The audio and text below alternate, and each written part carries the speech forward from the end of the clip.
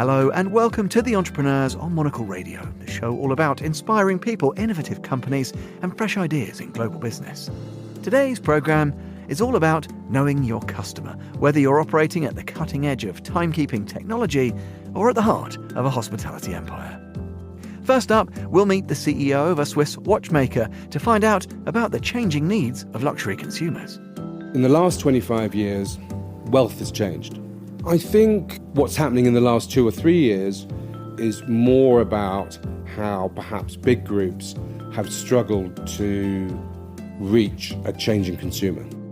And later, we'll head north to meet the co-owner of the largest hospitality group in the Nordics. The best hotels in the future are going to be the ones who take an active part in shaping the customer demands, not reactively just sitting waiting for it. This is The Entrepreneurs, with me, Tom Edwards.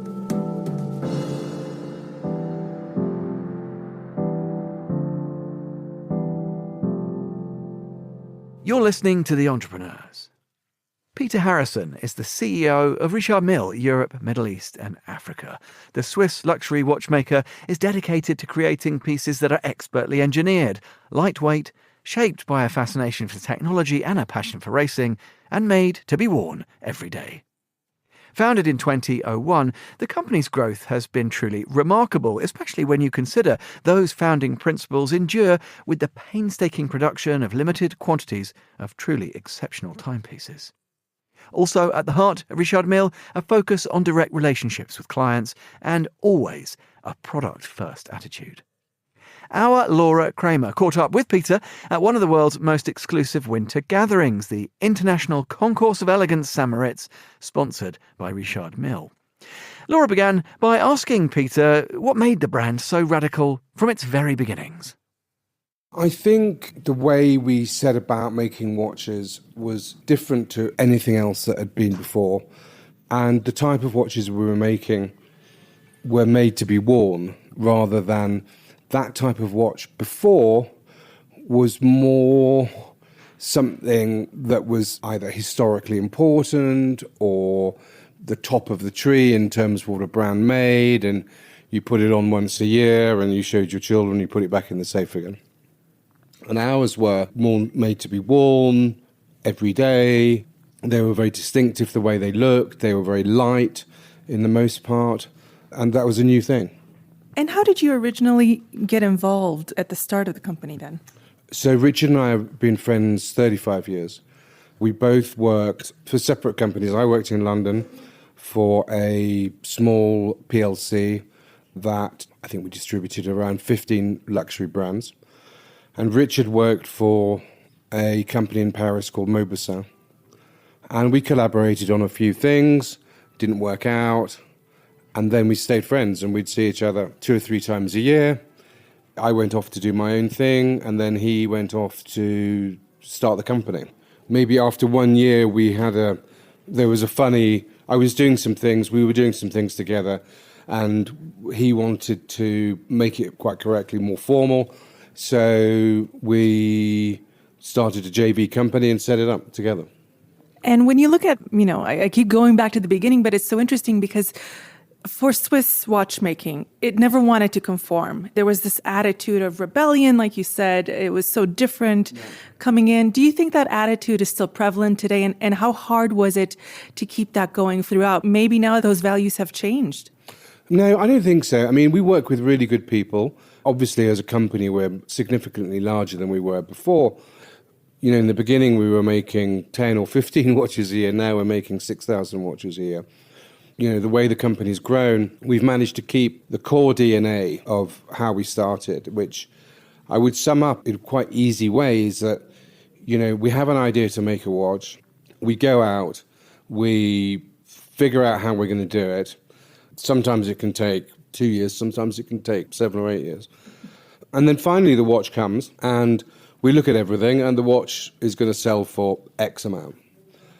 That's how we've operated from the beginning. We haven't ever set out and said, we need to make a watch that sells for Y because we've got the one that sells for X and we've got the one that sells for Z and we need something. We've never set out to do that. We have an idea, what we want to make, how we want to make it. We go look at how we're going to manufacture the movement. what sort of cases we're going to use, what the ideal scenario is going to be, how it's going to be worn. That applies for men's and women's watches. And then at the end, that's the product. And I'd say in the luxury industry, that's pretty unique because most people set off and say, right, we need to make something for X because we've got all these other areas done. And so all our work is in the research and development, the marketing perhaps, and the product, the price of the product is kind of at the end. Well, you brought up growth there, and I did want to touch on expansion. How do you decide that a market is ready for you? What are those factors that you look for? And is there an area that you're really excited about kind of going into that maybe you're not there yet? Well, yeah, I mean, the company changed a lot, I would say, around 7 years ago when we decided to only sell through our own retail outlets. That was great because that was a real game changer. We already had, I think, maybe around 20 stores. Now we have around 45, 46 stores. And the fact that you as a client could come into a Richard Mille store and see everything, rather than perhaps go into a retailer who would pick, a certain type of watches that he felt would represent what his customers would want from Richard Mille. And that was a big change because, for example, our ladies' watches were important. And we had this one particular watch called the Diamond Cruncher. And it was a great watch, great women's watch. But a lot of retailers thought, actually, I don't want to really sell that. I can't sell that. I've got this brand, which is perfect for women. I've got that brand. I don't really want the Richard Mille women's collection. So it was kind of difficult in the beginning to get a comprehensive collection into a store. So having our own stores, that changed everything. And clients would come along. It made a big difference to the way we were able to grow the brand. And then going on to your other bit of your question, that then restricts, having a store, you've got to build the store, you've got to make sure you're in the right place, you've got to find the right location, and that all takes time. And the sales from that store, the demand from that store is so high, to then go out and say, oh, well, let's go open another store over there or over here where we know there's demand, it's very difficult when you've got a wait list as long as your arm in your existing stores. So that's been quite restrictive. However, as we've been able to grow the brand, we're now in a position where we can open new stores. And the one I'm very excited about this year is in Madrid. I mean, our best ambassador, our most well-known ambassador is Rafa Nadal. And to have a store in his, not necessarily his hometown, but his home country, is a really big thing for us. We always sold in Spain. When we started the company, we had, I think, 3 or 4 retailers on the Spanish mainland. And I saw the old king of Spain in Abu Dhabi a month ago, and he's still wearing his Richard Mille.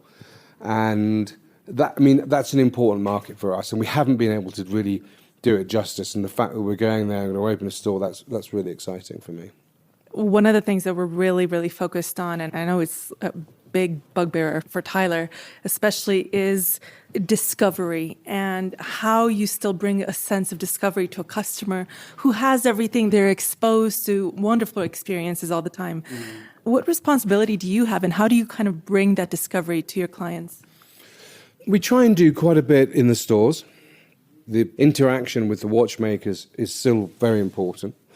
We do some really nice collaborations with Ferrari, which, you can find elements of the DNA of our brand in them and their brand in us. So that's really quite interesting. The connection we have with our customers has always been really important. It's my background.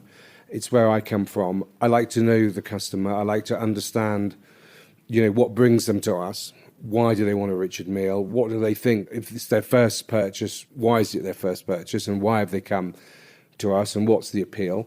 And I try and put that across to all the staff in the stores and say, try and understand. Try and see what they like, what's the appeal, how they're going to wear their watch, what they're going to do with it. Over the years has been really important to us, and I think we've kept it. And by doing that, you have a strong understanding of the customer, what they want, what they'd like to see from us. And it's working particularly well in the women's collection. You touched on 2 points I wanted to ask you about, actually, which is, first of all, who is your customer now? Who is buying the latest models? And also big conversations around talent. How do you know when somebody gets it? You're so reliant on these forward-facing people dealing with your customers. What does that take? I think the important thing, excuse the pun, is time. As long as you give people time and you sit down and have a coffee with them and see what they're going to, how they're going to wear their watch, where they're going to wear it, what they're going to do, that's always important. I'm really proud that I think I've got, excuse the pun, in St. Moritz, but I've got a glacial staff turnover. They don't really leave the brand, which we're really proud about. I think I can count on one hand the people that have left us over the last 25 years. I think that's because they're given time, they're given good coaching, they're given good training, and they're able to form nice relationships with their customers. You know, when we do an event like this in St. Moritz, where we bring people to the ice, they're always accompanied by the person that they work with in the store.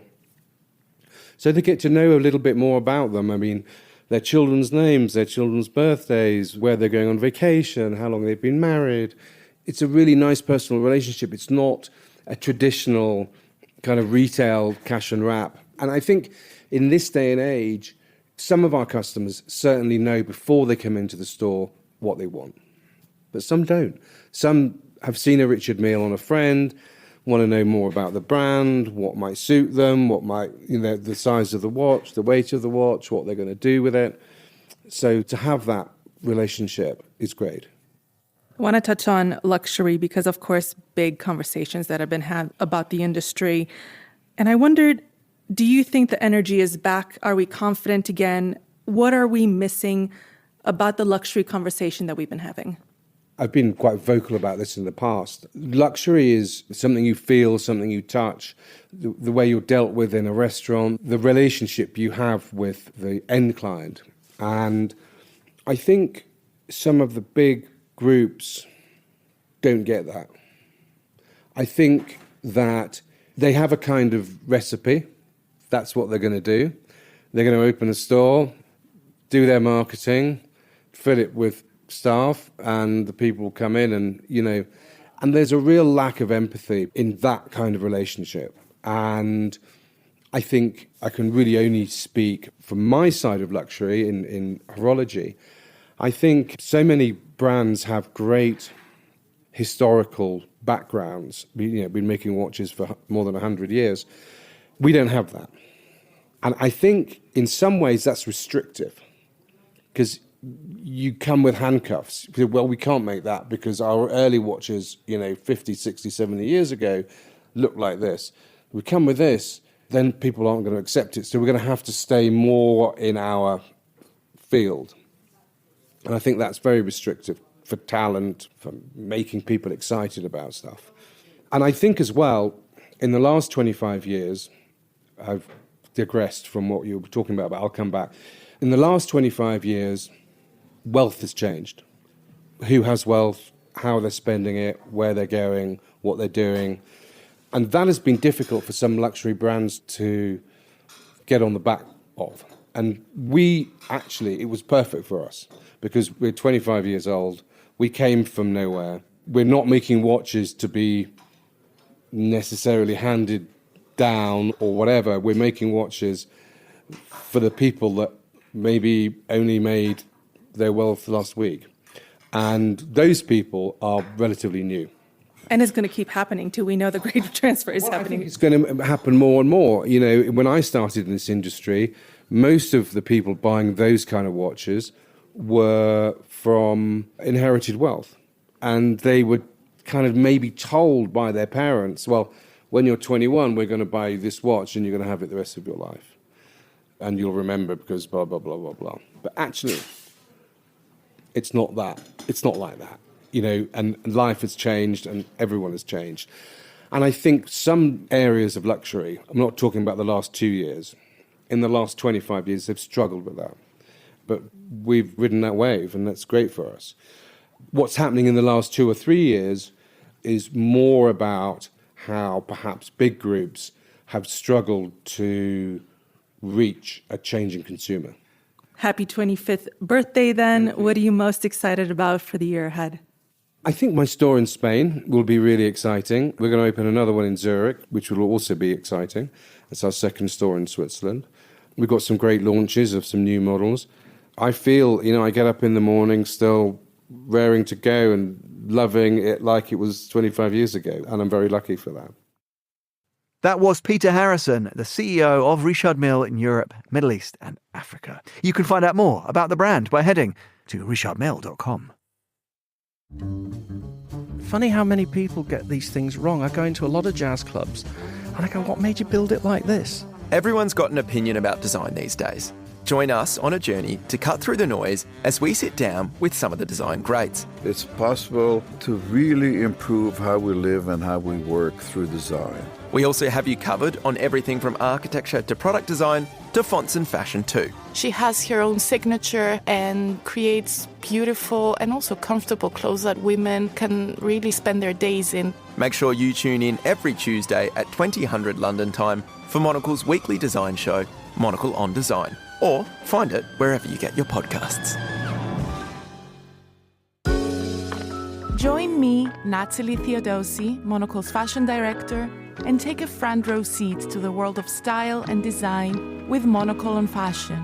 Expect sharp insights. It really is a way to tell people what you do. I'm in the fashion industry, but beyond that, there really are no rules. Global perspectives. In Europe, where we would probably be considered a little more sleepy, over in Asia it's really dynamic. And strong opinions. In times where people think twice before they spend, nice is not enough. Tune in on Monocle Radio or listen wherever you get your podcasts.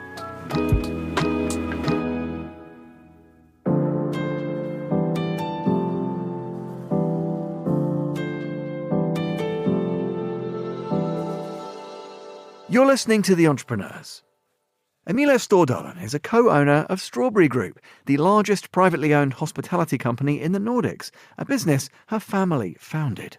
Today, the group runs more than 250 hotels across Norway, Sweden, Denmark, Finland, the Faroes and the Baltics, and is also involved in restaurants, cruises and package travel.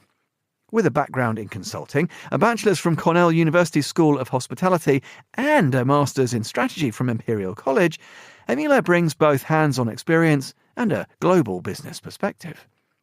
Deeply involved in politics and passionate about promoting the Nordics to the world, she's also focused on the next generation of hospitality leaders. Here's our Laura Kramer again, who spoke to Emilie about the trends she's seeing amongst Gen Z customers. It's such a broad subject. And I think it's a little too early to see what they care about. But what you see from the things that are published, the studies about them, is that they are the first generation that actually wants more from the business what they choose to consume from or work for. They want them to stand for something bigger, take responsibility outside their organization.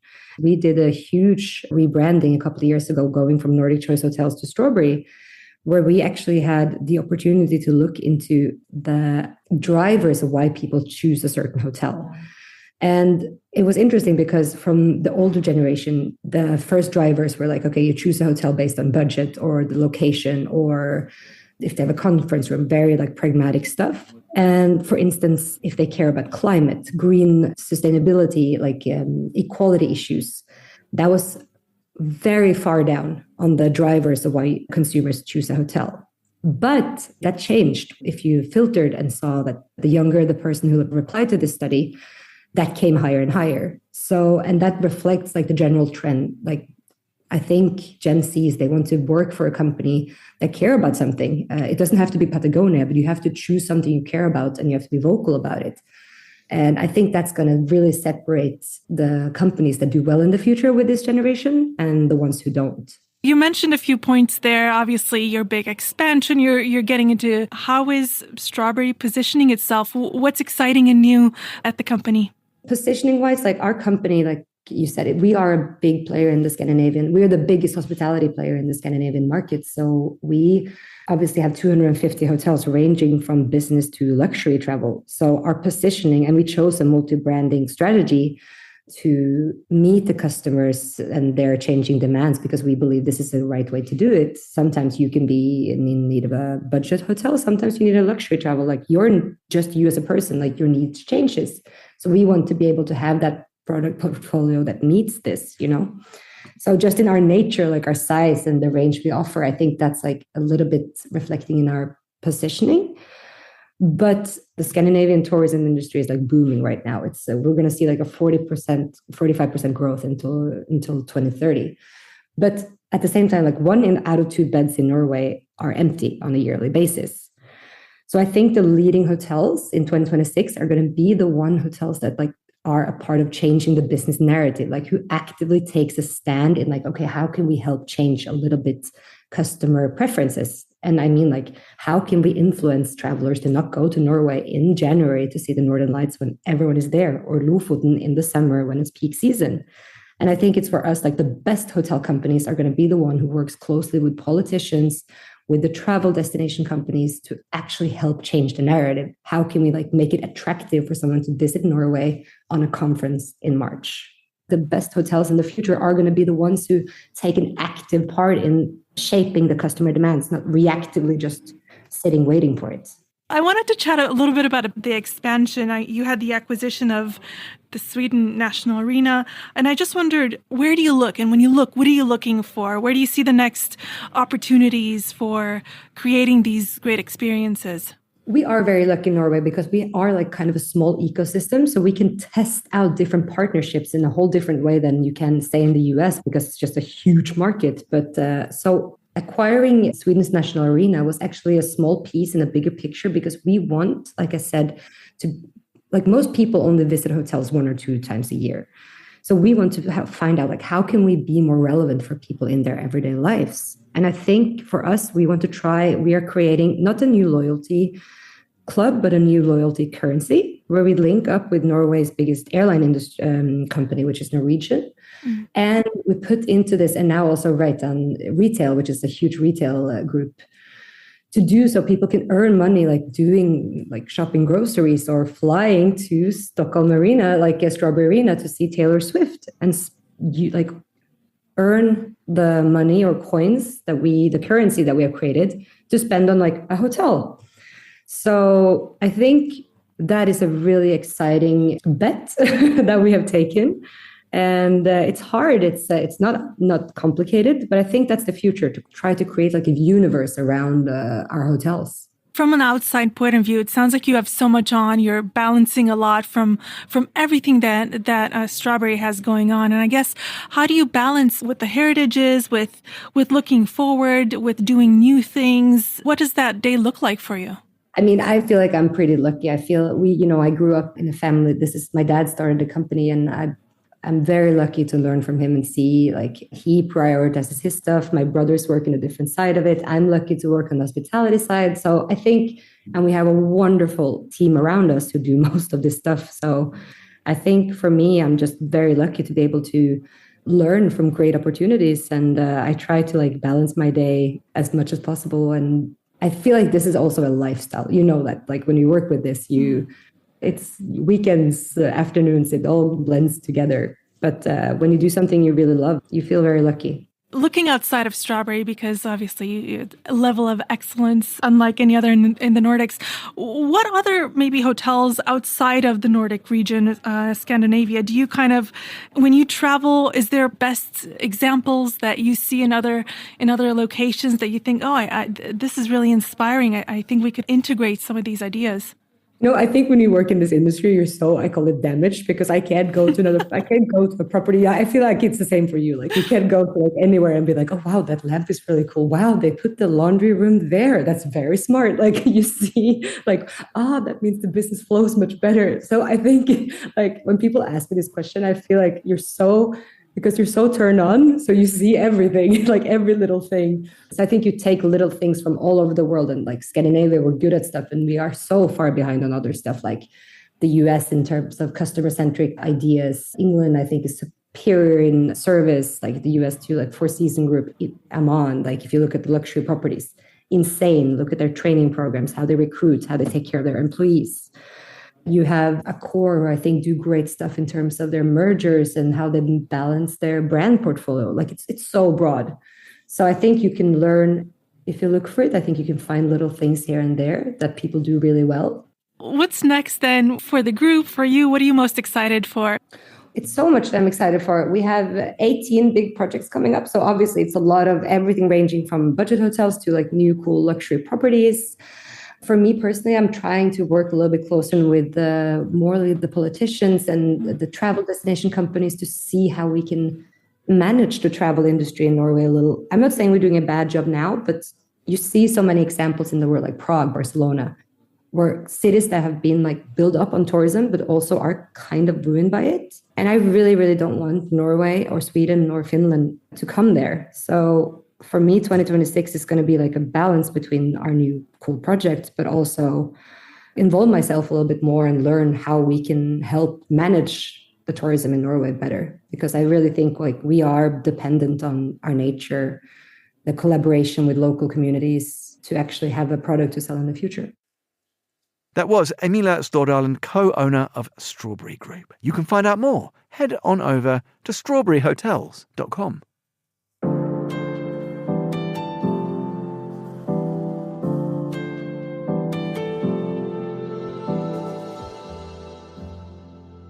And that's all for this episode of The Entrepreneurs. We'll be back at the same time next week. The programme's produced by Laura Kramer with audio editing by Jack Dewars. You can listen again and find out more about the show at the website. That's where you can, and indeed should, subscribe to Monocle magazine and ensure you're reading more about better businesses every month.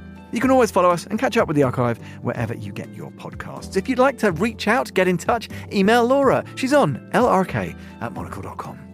I'm Tom Edwards. Goodbye, and thanks for listening to The Entrepreneurs.